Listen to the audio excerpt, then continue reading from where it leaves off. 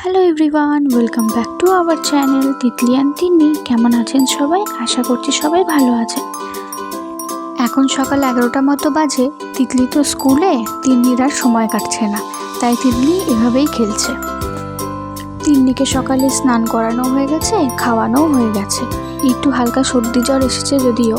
আর তারপর চলে গেলাম আমরা দুপুরের রান্নাতে। আজকে দুপুরে রান্নায় করব সর্ষে দিয়ে কই মাছ। তো কই মাছটাকে প্রথমে ভেজে নিয়েছি, আর আমি মশলার মধ্যে নিয়েছি সাদা সর্ষে, কালো সর্ষে আর গোটা কাঁচা লঙ্কা। সবগুলোকে একসঙ্গে পেস্ট করে তেল গরম হলে দিয়ে দেবো কাঁচা লঙ্কা, কালো জিরে ফোড়ন, তারপর সর্ষের পেস্ট। এরপর লবণ হলুদ দিয়ে ভালো মতো ভেজে তারপর ঝোলের জন্য জল দেব, তারপর দেব মাছ আর উপর থেকে কাঁচা সর্ষের তেল। ব্যাস রেডি সর্ষে দিয়ে কই মাছ। তারপর তিতলিও স্কুল থেকে চলে এসছে। তারপর এই যে দুজনে মিলে বসে আইসক্রিম খাচ্ছে। কালকে রাতেই ওদের পাপা ওদের জন্য আইসক্রিম এনেছিল, তো দুটো তো খাওয়া হয়ে গেছে, আর একটা বেঁচে ছিল, তো সেটাই এখন দুজনে মিলে খাচ্ছে এই যে। আর তারপর তিতলি রেডি হয়ে গেল টিউশন যাওয়ার জন্যে।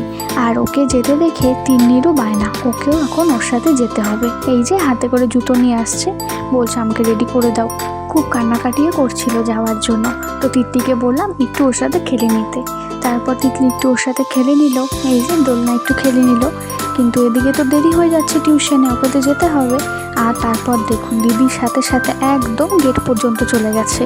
আজকে মনে হয় ছাড়বেই না, ও আজকে চলেই যাবে। অনেক কষ্টে ধরে বেঁধে আনা হয়েছে।